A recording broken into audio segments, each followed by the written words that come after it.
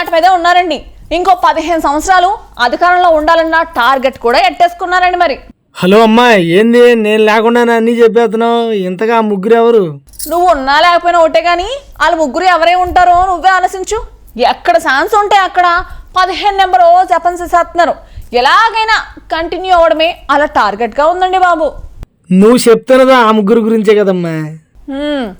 వాళ్ళ గురించే ఇప్పటి నుంచే జనాల మైండ్లోకి ఎక్కించాల్సిందంతా ఎక్కించేసేసి స్కెచ్ చేసేసుకుని మరి మీటింగ్లో మాట్లాడేస్తున్నారు. దాని వెనకాల ఇంకో రీజన్ కూడా ఉందంట్లే.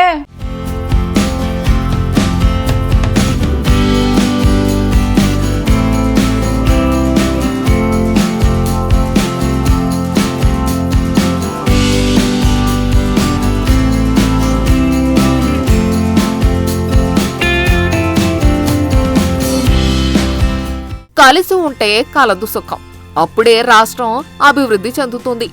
ఏపీలో కూటమి నేతలని ఎవరిని కదిలించినా ఇదే పాట అందుకుంటున్నారు. ఐక్యమత్యమే మహాబలం అంటున్నారు.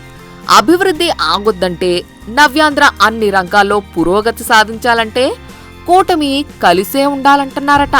మరో 15 ఏళ్లు అధికారం ఇవ్వాలన్న బలమైన సందేశాన్ని కార్యకర్తలకి జనాల్లోకి తీసుకెళ్లటమే టార్గెట్గా పెట్టుకున్నారట. ఎన్నికలకు ఇంకా 3 ఏళ్ల టైం ఉన్నా ఇప్పటి నుంచే పక్కా స్కెచ్ చేసుకుంటూ అడుగులు ముందుకేస్తున్నారని టాక్. 2024 ఎన్నికల్లో ఏపీలో కూటమి సంచలన విజయాన్ని సాధించింది. ప్రతిపక్ష వైఎస్ఆర్సీపీ 11 సీట్లకే పరిమితమైపోయింది.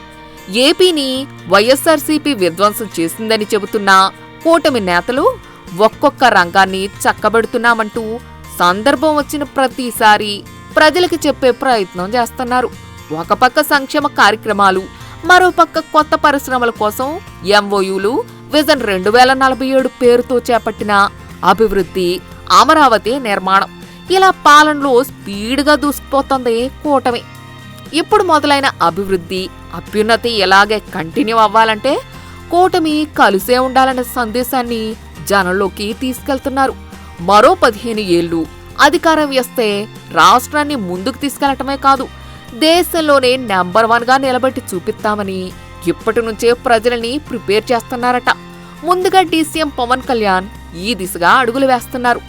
ఇప్పుడు కూటమిలో ఉన్న నేతలందరిది ఒకటే నినాదం, 15 ఏళ్ల అధికారం. డిప్యూటీ సీఎం పవన్తో పాటు సీఎం చంద్రబాబు అదే మాట అంటున్నారు.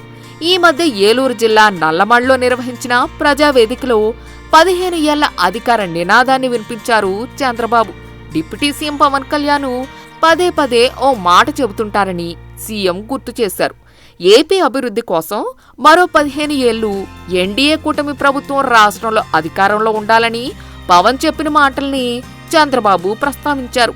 సీఎం, డిప్యూటీ సీఎం మాత్రమే కాదు, మంత్రి నారా లోకేష్ సైతం ఇదే నినాదాన్ని ఎత్తుకున్నారు.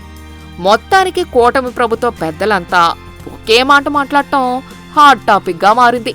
వేర్వేరు ప్రాంతాల్లో వేరువేరుగానే నిర్వహించిన కార్యక్రమాల్లో పాల్గొన్నా తమ సందేశం మాత్రం ఒక్కటే. అంటే ముగ్గురు నేతలు ప్లాన్ వేసుకునే మాట్లాడారని అంటున్నారు. 3 ఏళ్ల సమయం ఉన్నా కూటమిలోని నేతలని, కార్యకర్తలని, ప్రజలని ఇప్పటినుంచే సిద్ధం చేస్తున్నారు. కూటమిలోని అందరినీ ఏకం చేయాలనే టార్గెట్తో ముందుకు వెళ్తున్నారు. ఫ్యూచర్లో ఇబ్బందులు ఎదురవకుండా ఉండేందుకు కలిసి ముందుకు సాగేలా ఈ ముగ్గురు నేతలు ప్లాన్ చేస్తున్నారు.